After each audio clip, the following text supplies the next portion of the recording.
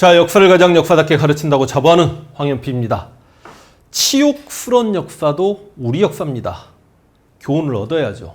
다만 제가 어떤 역사적 사건을 통해서 무슨 교훈을 얻어야 합니다라는 말씀까지 드려야 되는 건 물론 역사를 전달하는 역사가 입장에서는 할 수 있는 이야기입니다만 그런 교훈은 스스로 얻어가는 것도 좀 괜찮지 않을까라는 생각을 해봅니다.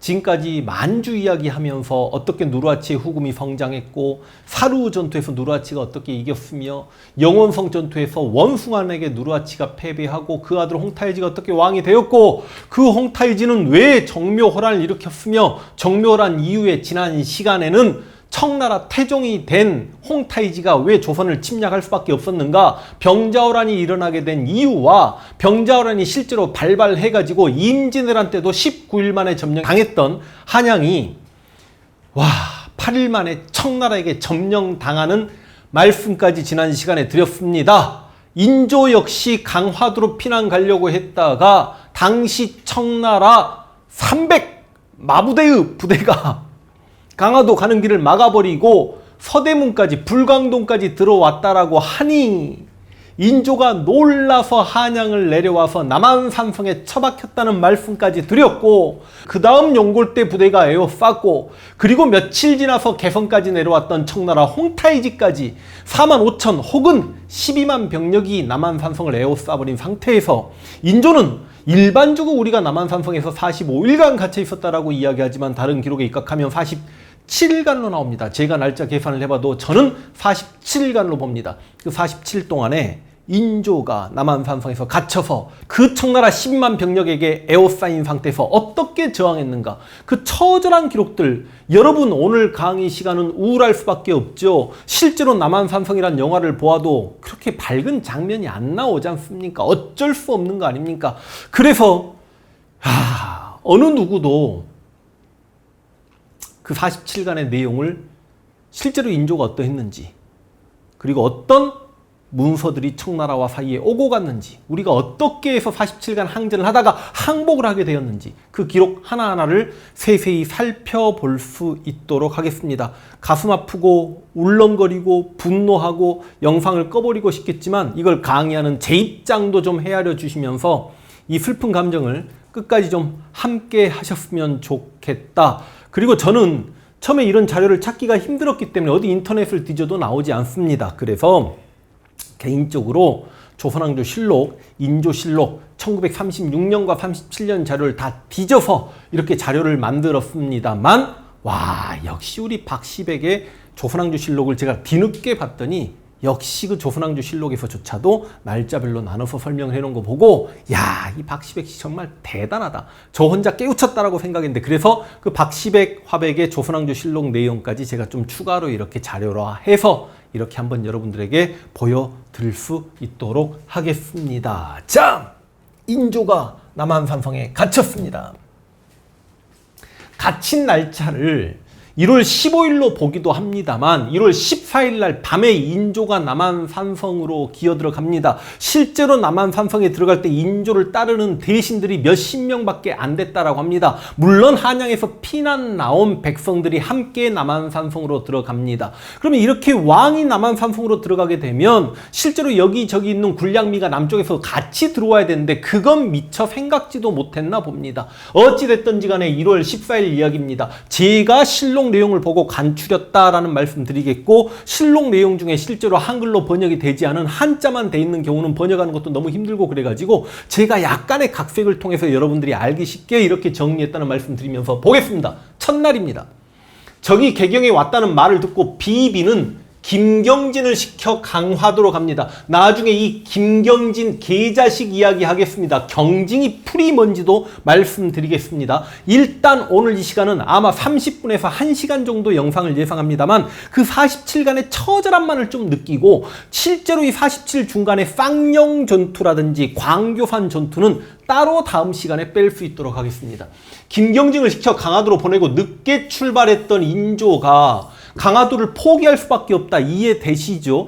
마부대의 300이 서대문까지 들어와 버리니 강화도로 가기 어려웠죠. 그래서 남한산성으로 들어갑니다. 백성의 통곡과 남한산성을 따라 들어가는 이는 수십 명이 그쳤다. 심야에 남한산성에 가서 대책회의를 했는데 당시 영의정 김유는 남한산성에 있으면 위험하다. 무조건 강화도로 가야 된다라고 주장을 합니다. 그래서 실제로 이때 인조가 첫날 남한산성에 잠을 청할 때는 새벽에 일어나서 강화도로 도망을 쳐야 되겠다는 생각을 하고 잠을 잡니다. 그래서 저는 이날부터 1일차로 잡습니다. 새벽 7시 2일차입니다. 인조는 남한산성 남문을 나와 강화도로 향합니다. 그런데 이날 눈이 엄청나게 오고 길이 미끄럽고 말이 제대로 인조를 태우고 걷기를 힘들고 왕이면 최소한 가마를 타야 되는데 도대체 길이 힘들어서 가마를 태울 수가 없어서 인조도 걸어야 되는 상황이 되니 최악의 날씨로 다시 산성으로 돌아오게 됩니다. 그리고 이제 최명길, 여러분 앞으로 자주 언급되는 이름입니다. 최명길도 인조 반정의 주요 공신이긴 하지요. 막말로 여러분 인조 반정은 후군과 명 사이에서 중립외교했다는 광해군, 그리고 물론 폐모살제했기 때문에 페루나다, 이 두 가지 큰 명분 때문에 인조 반정을 했습니다만 막상 최명길이 공신이 되었지만 인조와 함께 전국을 이끌어가면서 저 강성해진 청나라와는 싸울 수 없다. 화의를 주장하는 주화론자 대표인물이 최명길이고 이제 척화, 화의를 배척하고 싸우자 주전론자, 척화론자 대표적인 인물이 김상헌이 나오겠습니다. 실제로 영화에서도 최명길이 이병헌 분이 그 역할을 했고 김상헌 역은 김윤식 배우님께서 그 역할을 참 잘해주셨죠. 그런데 최명길이 왕자 대신들을 인질로 보내라는 청나라의 조건을 돌아와서 전달하는 겁니다. 그러니까 왕자와 대신 보낼 생각을 하게 됩니다. 일단 인조도 조금 화가 났습니다. 그래서 3일차 12월 16일입니다. 인조가 남한산성 방어에 본격적으로 나섭니다. 그래서 성을 순시하고 병사들을 위로하기까지 합니다. 그리고 실제로 이 청나라가 최명길을 통해서 왕자 대신을 인질로 보내라 그러니까 왕자도 아니잖아요. 능봉군은요 뭐 이복 형제 정도 됩니다. 심집이 높은 대신도 아닙니다. 이들을 통역관 박난영과 함께 적진으로 갔는데 실제로 이들을 만난 용골대가 박난영과는 원래 친했거든요. 야 왕자 맞아? 정승이나 판석금 맞아? 그러니까 예 그렇다고 거짓말을 했다라고 해서 용골대가 박난영의 목을 현장에서 바로 베버립니다. 이들은 그 광경을 실제로 지켜보면서 벌벌벌 떨었죠. 옥을 베었다. 그래서 이제 4일차 됩니다. 영의정 김유가 영남이나 호남으로 피난할 것을 권했고 세자를 인질로 삼는 문제를 논의하게 됩니다. 왜? 만약에 남한산성이 뚫리게 되면 이거 전쟁 중에 인조가 정말 치욕스러운 꼴을 당할 수밖에 없게 되니 차라리 세자를 인질로 삼는 문제를 논의하다 보니 인조가 울먹였대요. 4일차 이야기입니다. 5일차 가겠습니다. 인조가 항전을 결의합니다. 그래서 수성하는 장교와 병사들을 위로합니다. 12월 18일이에요. 12월 19일이 됐습니다. 6일차입니다. 수성하는 병사들에게 5년간 세금 감면을 약속합니다. 이거 무슨 말인지 이해되시죠? 인조 입장에서 살아야 되겠잖아. 대신들도 살아야 되겠잖아. 근데 만약에 남한산성에 있는 군사들이 항복을 해버리면 이게 답이 안 나오니 이제 그들을 위로해야 될 거 아닙니까? 만약에 이 남한산성이 잘 지켜진다면 너희 5년간 세금 감면을 약속하겠다. 그리고 남한산성에서 지금 혹여나 창을 들고 있는 천민들이 있다라면 그 천인들은 면천을 약속하겠다. 청나라의 소수 병력이 남쪽 문으로 실제로 공격을 했나 봅니다. 그래서 화포를 쏘아 물리칩니다. 당연히 화포가 있겠죠. 여러분들 임진왜란 때도 천지현황 무슨 말인지 알고 계시죠? 이순신 장군이 판옥선에 장착했던 그 함포들은 분명히 있습니다. 그래서 쏘아 물리치기도 합니다. 7일차가 됐습니다. 일주일 지났네. 청의 사자가 도착하자 김신국과 이경직을 그 청나라 사자에게 딸려보냅니다. 그러니까 항상 당시 청나라 선봉대는 용골대와 마부대, 마부대는 300을 이끌었고 용골대는 전체 총사령관이라고 생각하시면 되겠습니다. 마부대가 청나라 황제 홍타이지가 개성에 도착했음을 바로 이 김신구가 이경직에게 알리죠. 이건 진짜 놀랄 노자입니다. 왜냐하면 만약에 청나라 황제가 직접 친정하지 않았더라면 정묘호란처럼 대충 항복하고 미안하다라고 해서 전쟁을 무마시킬 수도 있지만 실제로 청나라 황제, 이제는 칸도 아니죠. 황제가 실제로 이 남한산성 근처까지 온다라면 이거 끝장을 보자라는 거잖아. 말 그대로 인조를 응징하러 온 거잖아요. 제가 왜 청나라 황제 홍타이지 입장에서는 인조를 응징하려고 했는지 실제로 청나라 황제 홍타이지가 침략할 수밖에 없는 그 상황을 제가 여러 가지 자료들을 통해서 보여드렸습니다. 이건 깜짝 놀랄 이야기죠. 그래서 인조도 이제 각도의 비밀 문서를 보내서 남한산성을 구원토록 했고, 3도의 수군, 3도라고 하면 충청도와 경상도와 전라도의 수군까지 좀 북쪽으로 올라오게 합니다만, 실제로 병자호란 때 그 잘난 우리 조선의 수군들은 뭐 하고 있었는지 저도 모르겠습니다. 그 다음 8차가 됩니다. 충청도 원병이 헌능이면 지금 태종능이죠. 이 헌능 뒤에 우리 중앙정보부, 미쳤어. 중앙정보부의 국정원이 있지 않습니까? 제가 한번 다녀왔던 헌능의 도착에 불화살로 서로 호응합니다. 그러니까 이제 나름 남한산성에서도 조금 자신감을 얻게 되죠. 충청도 근왕군이 경기도까지 지금 올라온 거야. 9일차 됐습니다. 인조가 결전을 지시하고 잠오군을 편성합니다. 이 잠오군이라고 하면 그러니까 현재 남한산성을 에워싸고 있는 청나라 방어막을 한번 뚫어보겠다고 스스로 지원했던 부대라고 생각하시면 되겠습니다. 그래서 인조가 그 잠오군에게 술과 음식을 내린다, 이런 표현까지 있습니다. 자, 그 다음 11차가 됐습니다. 12월 23일, 얼마나 추운 날씨일까요? 잠오군이 성 밖으로 나가 청나라 병사 실제로 50명을 죽여요. 그리고 돌아옵니다. 그러니까 남한산성 영화를 보면 우리가 지어터지는 장면만 나옵니다만, 실제로 병자호란도 절대 국뽕 빨자는 건 아닙니다. 그러나 들여다보면 우리가 승리했던 전투들도 꽤 있습니다. 인조가 술과 음식을 내렸다. 입이 간지럽네. 그 승리했던 전투들 중에 홍타이지의 형제급, 정확히 매형이죠. 막 엄청난 권력자들, 청나라군이 명나라와 전쟁할 때 죽지 않은 권력자들이 조선 원정화 가지고 꽤 죽어요. 그거 제가 말씀드릴게요. 11일차 됩니다. 12월 24일. 물론 음력이긴 합니다만 크리스마스 이브네요. 날짜만 보면 인조가 세자와 기청제를 드립니다. 왜? 눈이 너무 많이 오고 비가 많이 오고, 그래서 성벽을 지키는 백성들이 너무 추워하고 옷이 젖으니까 동상에 걸리고 하니 제발 비 좀, 눈 좀 그만 오게 해주세요 하고 인조가 엎드려 절을 하는데 옷이 젖어요. 그 눈비를 맞으면서도 인조가 끊임없이 울었다라고 합니다. 당시 상황이 얼마나 서럽고 슬픈 상황입니까? 12일차. 나 이런 거 보면 진짜 짜증납니다. 아니, 무슨 원조에게 제사를 지냅니까?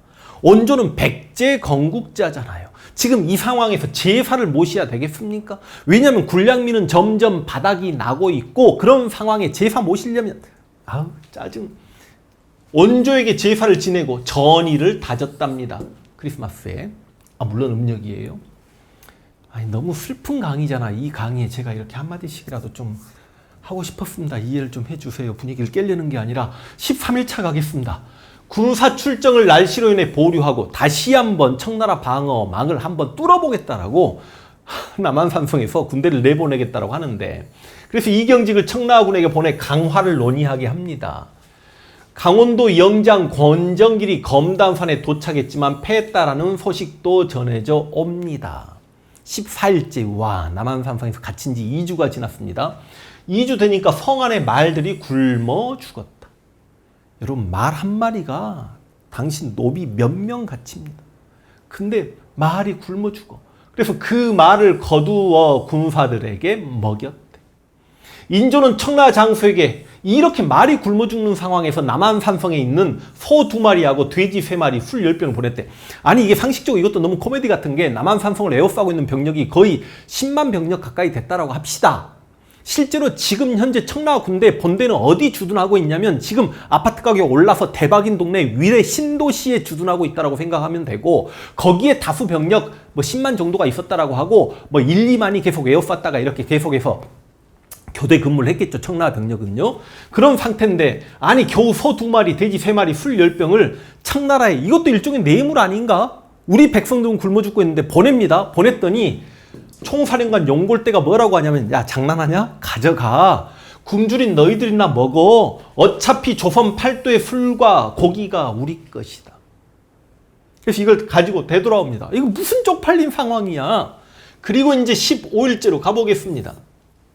이조판서 최명길이 화해해야 된다. 여기서 다 굶어 죽을 수도 없다. 그리고 청나라의 본격적인 공격을 받게 되면 남한산성이 위태롭다. 그러니 화해를 하자. 그래서 우리가 최명길은 주화론자다라고 이야기하는 거죠. 16일차 됐습니다. 유도대장 심기운, 유도대장이라고 하면 실제로 왕이 서울을 비울 때 그 서울을 지키는 사람이라고 생각하면 됩니다. 승리했다는 소식이 알려집니다. 그래서 성안의 사기가 진작되었답니다. 당시 전시사령관 김유가 영의정이니까 전시사령관이죠. 인조반정의 공신이죠. 김유가 영화 남한산성에서는 굉장히 부정적인 인물로 그려졌죠. 김유가 북문을 통해 조선군을 강제 출정시켰다. 실제로 이 조선군은 성 밖으로 나가기 싫어했습니다만 김유가 성 밖으로 나가지 않으려고 하는 조선군을 죽여라라는 명령을 비장 유호에게 시키니까 이 유호가 나가지 않는 자를 목베게 하였고 유호는 만나는 사람마다 칼로 쳐 죽였다 이런 내용이 나오죠. 그러니까 아니 우리 장수에게 칼 맞아 죽기 싫어서 조선 군인들이 성 밖을 나갈 수밖에 없죠. 여기 자료를 보시면 나가면 죽을 줄 알면서도 밀려나갔고 매복한 적에게 200여 명이 몰사하였다. 이게 남한산성의 영화. 굉장히 비참한 장면으로 그려졌습니다.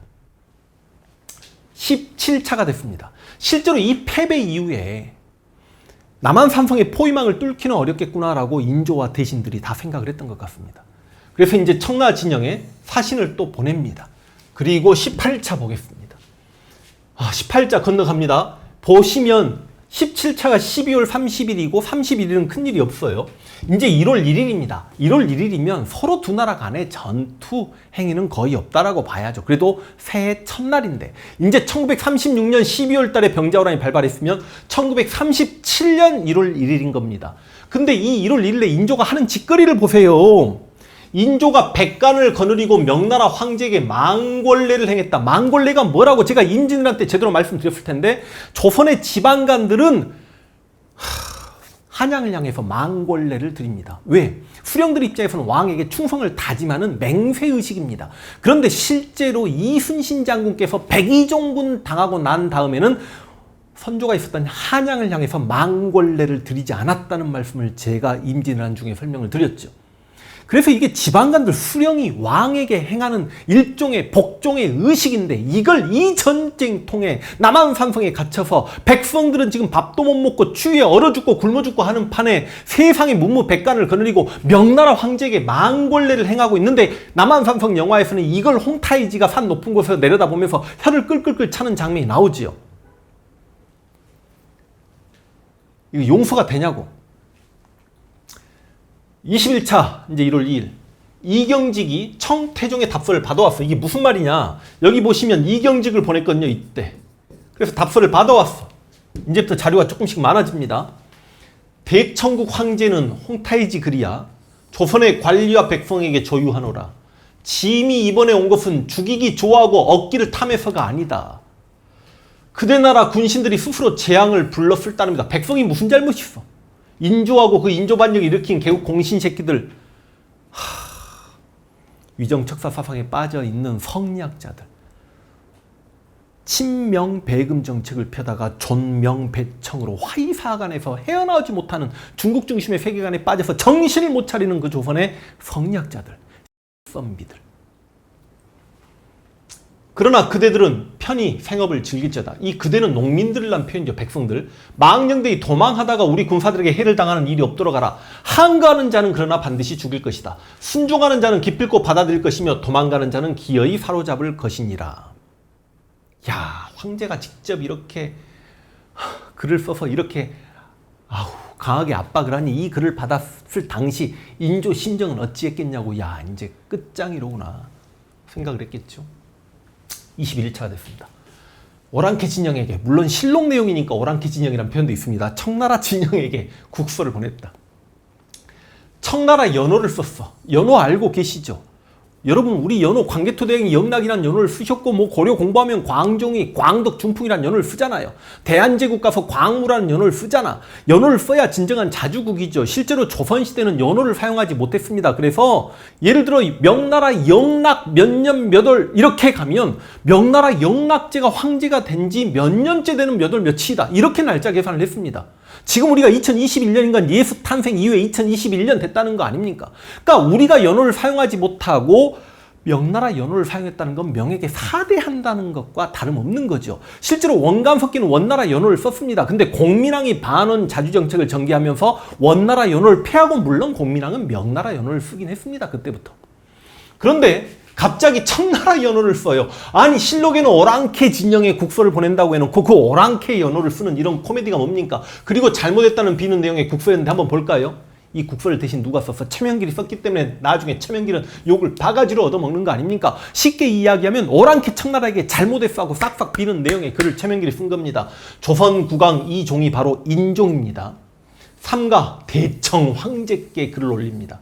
와, 지금 제 지난번 영상을 보셨던 분들은 인조가 얼마나 패기가 넘쳤는지 아실 겁니다. 근데 딱 전쟁이 시작되고 남한산성에 갇힌 20일 정도 지나고 난 다음에는 이렇게 비굴해지는 모습을 보입니다. 소방이 작은 변방의 나라가 대국에 죄를 지어 스스로 병화를 불렀습니다. 그런데 듣자오니 황제께서 궁벽하고 누추한 이곳까지 오셨다기에 반신반의하며 진짜 욕 나옵니다. 여러분 진짜 욕해도 이해해 주세요. 기쁨과 두려움이 무엇이 기뻐? 아부 살려주세요 하는 거지. 기쁨과 두려움이 교차하였사옵니다. 지난날의 일에 대한 죄는 이미 소방이 알고 있나이다. 그러나 죄가 있다면 정벌했다가 죄를 깨달으면 용서하는 것이야말로. 그러니까 내가 죄가 있어. 그래서 황제께서 이렇게 나를 정벌했어. 근데 내가 죄를 깨달았어. 그럼 용서해야 되는 거 아니냐. 나 죄 깨달았다. 천심을 체득하고 만물을 포용하는 대국, 이제 청나라를 완전 대국이라고 합니다. 치할 행동이라 할 것입니다. 그런데 그래도 마지막엔 또 살짝 개깁니다. 인조가 대국이 기꺼이 용서해주지 않고 기필코 그 병력을 끝까지 쓰시려 하신다면 이 작은 나라 변방도 어쩔 수 없이 형세가 극에 이르러 죽음을 무릅쓰고 싸우기를 기약할 뿐이옵니다. 이런 국서를 이제 청나라 황제에게 보냅니다. 이 국서를 썼다는 이유 때문에 척화주전론자 김상원, 윤집, 홍익한, 오달제, 훗날 사막사 이야기도 하겠습니다만 그 중에 한 명이죠. 윤집이나 정원도 실제로 보면 나라에 대한 충성하는 마음, 임금에 대한 충성하는 마음은 대단했습니다만 명은 부모의 나라다. 나라가 망할지언정 부모와의 의리를 저버릴 수 없다. 이게 그러니까 우리 조선에 대한 충성이고 조선의 왕에 대한 충성이고 조선의 백성에 대한 충인지 우리가 한 번쯤 생각을 해봐야 된다. 이거 명나라에 대한 충 아니냐. 화의사관에서 벗어나지 못한 윤집, 이들이 최명길을 비난합니다. 23일자입니다. 탈령병이 드디어 나오기 시작합니다. 탈령병을 잡아서 이제 목을 잘랐습니다. 효시합니다. 야, 전라병사 김준용이 전라도 근안군을 몰고 와서 저희 동네입니다. 광교산에서 청군과 교전하여 승리하였다. 이거 영상으로 따로 하나 뽑아야 됩니다. 잘 싸웠습니다. 이거 5분에서 10분짜리 영상인데 쌍영전투 최대 패배와 최대 승리 하나씩 영상을 통합하든지 따로 찍겠습니다. 전투 이야기는 좀 들어보셔야 되지 않겠습니까? 그래서 이제 굉장히 이 소식이 전해져 오니 다시 남한산성에서 기대를 갖기 시작합니다. 함경도 감사 민성이의 군대가 강원도에 도착하였다 하여 인조가 기운을 얻어 이틀간 아주 신나요. 그러면 당시 조선의 총사령관은 김자점인데 지난 시간에 김자점 이야기했죠. 실제로 청군과 교전을 하다가 2천여 명의 폐잔병과 함께 지금의 경기도 양평의 미원이라는 곳에 가서 있는데 김자점이 여기 있다라고 하니까 당시 강원도나 함경도나 모든 군대가 총사령관 김자점과 모입니다. 김자점이 폐잔병 2,000명을 데리고 양평에 주둔을 하는데 2,000명의 여기저기 병력까지 해서 1,500일에 15,000 병력이 추가가 됩니다. 그럼 여러분 얼마예요? 17,000 병력이 있어요. 지금 현재 남한산성에는 병력이 약 12,000 병력이 솔직히 12,000도 많은 병력이 아니죠. 10만 병력에게 에어싸임을 당하고 있는데 남한산성이 또 작은 산성이 아니란 말이야. 그걸 다 지켜내야 되는데 17,000의 병력이 여러분 양평에서 남한산성까지면 군인들이면 한 달에 달려 내려올 수 있는데 이 김자진 이 새끼가 남한산성을 구원하지 않아요. 물론 이 17,000명으로 그 포위망을 뚫을 수 없다라고 스스로 인지하고 있었는지도 몰라. 이것 때문에 김자점이 전쟁 끝나고 죽냐 사냐 했고 실제로 인조가 이제 삼전도 굴욕이라고 이제 따로 이야기하겠죠. 그러면서 청태종이 항복하고 나서 한양으로 들어가는 길에 김자점이 군대 17,000 데리고 와서 전하 절하느라고 고생 많으셨습니다. 개자식이죠 여기도. 어찌됐든 간에 장계는 올려보내고 있습니다. 26일차가 됐습니다. 성안의 식량 문제에 대해서 논의했답니다. 식량이 어느 정도 남았냐. 6,000석이 있었는데 이제 2,000 몇백 석밖에 없다. 그래서 성 안의 군인들에게 조금씩만 먹으라. 막 그런 내용이 나오죠. 여기 보시면 여러분 앞에 원조에 대한 제사를 지냈던 거 기억나시죠? 제가 분명히 비판도 했습니다만 근데 그 원조에 대한 제사가 미진했다고 해서 다시 지낸답니다. 와, 조선의 선비들 허례 의식. 그러다 보니까 홍타이지도 그랬잖아요. 조선은 아녀자들의 나라가 아니냐. 또 조선은 선비들의 나라가 아니냐. 우리 군대가 쳐들어 내려가면 선비들이 붓으로 막을 것이냐. 이런 상황에서 지금 제사가 중요합니까? 27차가 됐습니다. 김유와 최명길이 국서를 보내는 것을 윤허받자 김상헌이 또 반대합니다. 다시 한번 항복 문서를 보내자라고 김유 영의정과 최명길이 이야기했는데 김상헌이 또 끝까지 반대를 합니다. 김상헌, 김윤식.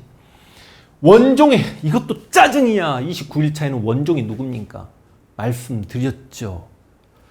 인조의 아버지 정원군, 선조의 망나니 새 아들 누구누구 있었습니까? 임해군, 정원군, 순하군. 근데 그 정원군을 원종 대왕으로 그렇게 해놓고 종묘에 신주까지 모셨다라고 말씀드렸죠. 자기 아버지 영정 앞에서 또 제사를 지내. 이걸 바라보고 있는 남한산성의 장병들과 남한산성의 백성들은 도대체 무슨 생각을 했을까? 김유와 최명길이 국서를 수정하고 완성할 때 김상헌이 반대했지만 김유와 최명길은 국서를 썼습니다. 31차 가겠습니다. 30일 건너뛰었습니다. 31차 청나라 선봉장 영골대와 마부대에게 일단 은을 뇌물로 보냅니다. 일단 하루 이틀이라도 좀 공격을 좀 지연시켜 보고자 했던 당시 남한산성의 인조와 조정의 대신들의 생각을 엿볼 수 있죠. 그리고 32일차 성 위의 군졸들이 이제 얼어 죽기 시작합니다. 얼마나 추웠겠습니까? 말이 쉽지. 며칠입니까? 지금 한겨울 내내. 33일자 경상 자병사 허안이 쌍령에서 패했다는 소식과 쌍령 전투. 역사를 조금 아시는 분들은 우리 역사상 최고의 패전. 4만 병력이 만주 기병 300에게 패했다. 그래서 조선 역사상 3대 패전, 임진왜란때 용인전투와 원균의 7천량 해전과 바로 이 쌍령 전투. 그런데요, 솔직히 말씀드리면 쌍령 전투는 하기사 임진왜란에 그 용인 대패 역시 실제로 사망자는 별로 그렇게 크지 않았습니다. 근데 쌍령 전투, 하여간 쌍령 전투 이야기 좀 다시 한번 재고해 볼 필요가 있습니다. 여러분이 아는 내용과 살짝 다른 이야기를 제가 한번 해보겠습니다. 쌍령에서 패했다는 소식과 충청감사 정세가 용인에서 패했다는 소식이 전해졌다. 이제 완전 우울해지죠. 34일차가 됐습니다. 용골대가 무조건 항복을 강요하자 인조가 대신들과 논의합니다. 항복을 할 것인가 말 것인가. 35일차가 됐습니다. 청태종 홍타이지의 글이 다시 한번 왔습니다. 네가 지금 그대가 살고 싶거든 빨리 성에서 나와 기순하고 싸우고 싶거든 또한 속히 일전을 벌이도록 하라. 양국이 싸우다 보면 하늘이 처분을 내려줄 것이다. 자, 35일차, 이제 36일차 가겠습니다. 예조판서 김상헌이 최명길이 지은 국서를 찍고 주벌을 청합니다. 김상헌도 참 답답해요. 그러니까 싸울 때까지 싸우다가 다 같이 죽자라는 이야기죠. 청태종이 국서를 받지 않았답니다. 최명길이 그래도 보냈는데. 그래서 도로 가져와 폐하라는 두 글자를 더했다라고 합니다. 그리고 세자가 그냥 막 울었답니다. 그리고 눈은 더 많이 왔답니다. 세자는 소현세자죠. 37차입니다. 자, 이제 드디어 실력 행사를 합니다. 아무래도 만주 기병이기 때문에 공성전에 별로 능하지 못할 거라고 생각합니다만 청나라 8기군이 공성전에도 아주 강합니다. 아니, 여러분, 중국을 공격했고 만리장성을 넘었던 경험이 있는 친구들입니다. 산해관을 넘지 못했지만 만리장성을 돌아서 산소성 쪽으로 해서 북경 근처까지 갔던 친구들입니다. 그리고 그 청나라 8기군은 만주인으로만 구성된 게 아니라 몽골인가 그 다음 한인까지 포함됐지 않습니까? 여러분, 몽골 사람도 공성전에 약하다라고 생각하십니까? 전 세계 유라시아 대륙 절반을 지배했던 몽골족의 후손인데, 그래서 근데도 불구하고 공성전을 전개하지 않습니다. 왜? 이들에게 뭐가 있어? 홍위포가 있거든요. 영원성 전투에서 원숭아니 누르하치에게 패배를 당했던 그 홍위포가 모문룡이 청나라에 아니지, 모문룡이 원숭아에 죽고 그 모문용 부하들이 후금에게 항복하는 과정에서 홍의포가 그대로 후금에 건너갔고 그 홍의포까지 끌고 내려왔다는 거 아닙니까? 그래서 높은 언덕에 홍의포를 올려놓고 남한 산성에 인가가 있는 곳을 향해서 건물을 향해서 막 쏴버린 겁니다. 그러다 보니까 오랑캐가 성 안에 대포를 쏘았는데 대포의 탄환이 거의 알만했으며 거의 와를 내가 안 봐서 생각보다 그렇게 크진 않네요. 더러 맞아서 죽은 자가 있었으므로 사람들이 모두 놀라고 두려워하였다. 이조참판 정온 역시 척화주전론자입니다. 이조판서 차명기를 매국노라고 비난했다. 이런 상황에서도 매국노래. 와, 38일차가 됐습니다. 청나라가 사신을 보내 이 척화주전을 주장하는 이 정온이나 윤집이나 김사은 같은 인물들을 묶어보낼 것을 주장합니다. 검증방지게 지금도 우리를 오랑캐 취급하는 저 척화주전론자들, 아직도 정신 못 차리고 있는 사람들 묶어서 보내라. 그러면서 뭐라고 했냐? 그대가 정말로 성에서 나와 기순하려거든 먼저 앞장서서 척화를 모의한 신하 두세 명을 묶어 보내도록 하라. 내가 그들을 효시한 후에, 이거 홍타이지죠? 경계시키겠노라. 짐으로 하여금 서쪽 정벌의 대사를 그르치게 하고. 이게 무슨 말이야? 서쪽이 어디야? 서쪽이 명나라죠. 홍타이지 입장에서 내가 명나라를 정벌해야 되는데 너희 조선이 뒤에서 깔짝댔기 때문에 내가 이렇게 내려왔다는 거 아니냐. 그 죄를 바로 이 신하들을 목을 쳐서 내가 물게 하겠다. 백성을 병화에 빠뜨린 자가 이들이 아니고 누구겠는가? 38일차 기록입니다. 자, 이제 39일차. 차명길이 조선 국왕이 성에서 나와야 한다는 이제 차명기 다시 가서 또 용골대를 만난 거죠. 용골대의 말을 아랩니다. 이때는 차명길이 뭐라고 이야기하냐면 그냥 세자 저하가 대신 좀 잘못했다라고 하면 안 될까요? 라고 했는데 이때 용골대가 뭐라고 하냐면 야, 경우가 다르다. 만약에 우리 황제께서 심양에 계신다면 여기서 그냥 심양을 향해서 미안하다라고 이야기하고 우리에게 미안함을 표하면 우리가 가서 황제에게 조선 왕이 항복했습니다라고 이야기하면 될 텐데 황제께서 친히 여기까지 왔는데 어떻게 너희 나라 왕을 얼굴 한번 안 보고 갈 수 있냐? 안 돼. 황제 왔어. 이제 인조 나와서 항복의 예를 올려야 돼. 41차 그러다 보니까 세자가 내가 직접 나가겠다. 스스로 나가겠다. 왕이 꿇어 엎드리니 내가 나가겠다. 그래서 여기서 저는 무슨 생각을 한번 해보냐면 제가 이 당시 남한산성에 갇혀있는 인조였더라면 나는 내가 그 남한산성 안에서 내 왕자리를 소현세자에게 물려줘 버렸을 것 같습니다.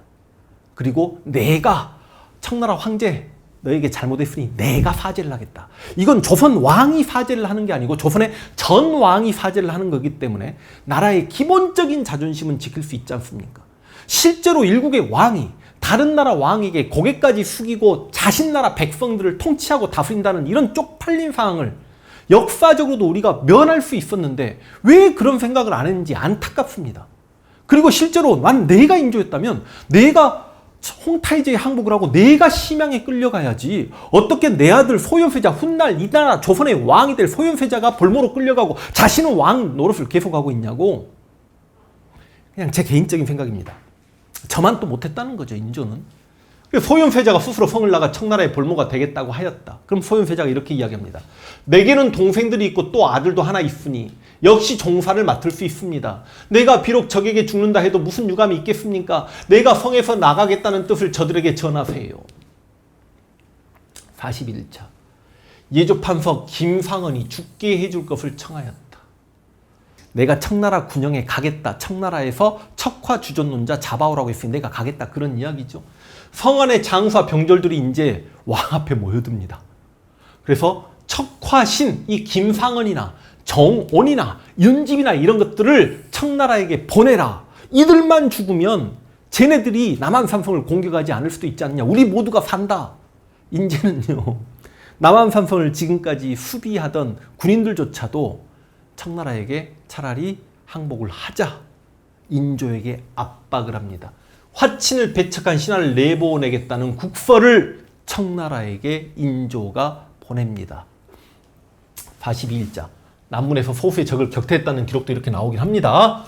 43일차 다시 한번 홍의포를 쏩니다. 대포 소리가 종일 그치지 않았는데 성첩이 탄환에 맞아 모두 허물어졌으므로 군사들의 마음이 흉흉하고 두려워하였다. 그리고 이제 용골대가 최후 통첩을 하였다. 44일차 볼까요?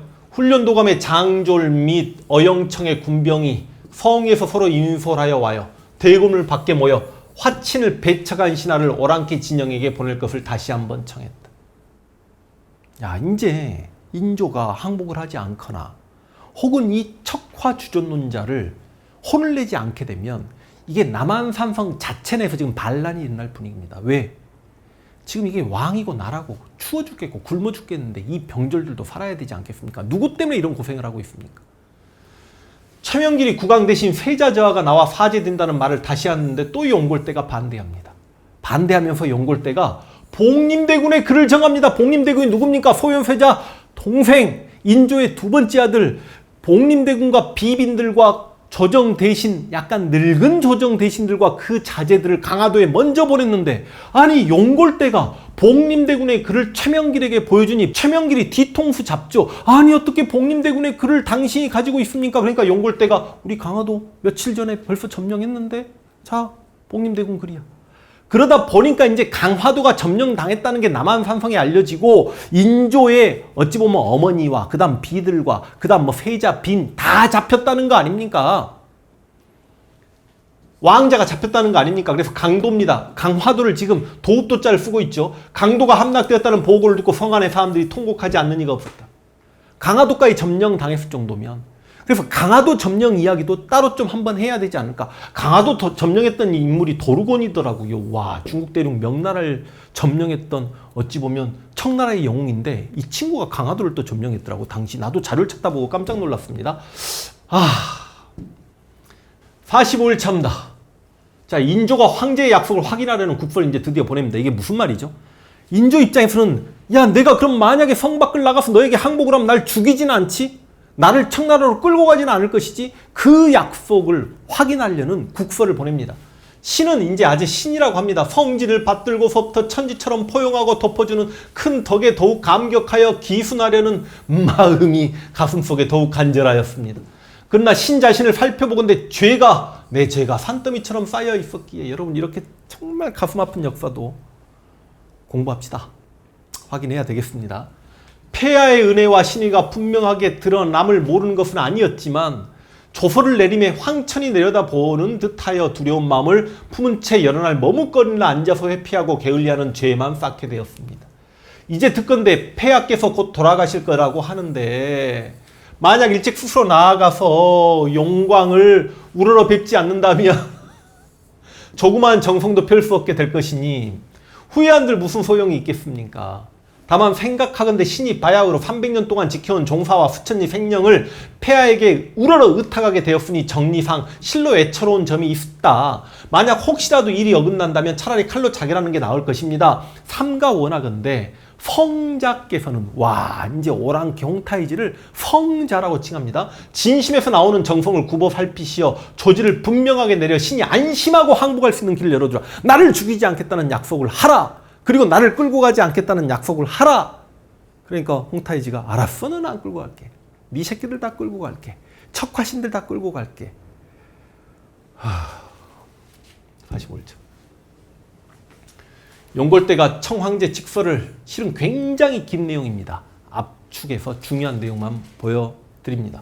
그대는 이미 죽은 목숨이었는데 짐이 다시 살아나게 했으며 거의 망해가는 그대의 종사를 온전하게 하고 이미 잃었던 그대의 처지를 돌려주었다.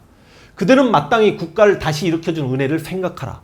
뒷날 자자손손토록 신의를 어기지 않는다면 그대 나라가 영원히 안정될 것이다. 짐은 그대 나라가 되풀이해서 교활하게 속였기 때문에 이렇게 교시하는 것이다. 이조판서 정원과 김상언이 자결을 시도합니다. 김상언은 자결하려고 하는데 자식들이 자결하려는 아버지를 보게 돼서 그 자결을 막았다라고 합니다. 이제 47차 윤집과 오달제가 하직 인사를 합니다. 무슨 말이죠? 척화신은 청나라에 끌려가야 되는 거 아닙니까? 그래서 윤집, 오달제가 끌려갑니다. 실은 척화신의 대표주자는 김상언인데 너무 늙었고 또 예조판서 정도 되니까 이 윤집이나 오달제나 이 친구들은요 그냥 사가는 관리들, 3사의 젊은 관리들이라고 생각하면 되겠습니다. 청나라가 윤집과 오달제를 끌고 갔다. 여기에 홍익항까지 해가지고 이제 청나라에 끌려가서도 실제로 청나라 황제 홍타이지에게 고개를 숙이지 않았다가 목이 잘린 사막사 바로 이 세 명이 되는 거죠. 그래서 여기까지를 47일간 남한산성의 항쟁이라고 하는 겁니다. 48일째 이제 이야기는 좀 따로 할 수 있도록 하겠습니다. 그래서 다음 시간에 바로 이거 이야기할까요? 아니면 우리가 승리했던 전투 광교산 전투와 패배했던 전투 쌍영 전투 하고 난 다음에 이거 하고 소현세자 이야기하고 그런 식으로 해서 계산해 보니까 지금 이게 병자호란 8편인데 병자호란 12편까지 갈 것 같습니다. 슬픈 역사지만 저와 계속 함께 해주시기를 바라고, 혼자 이렇게 여러분들이 이거 많이 안 봐주시면 이거 공부하는데 너무 스트레스 받습니다. 다음 시간에 큰 패배 쌍영 전투와 큰 승리 광교산 전투 이야기 해볼 수 있도록 하겠습니다.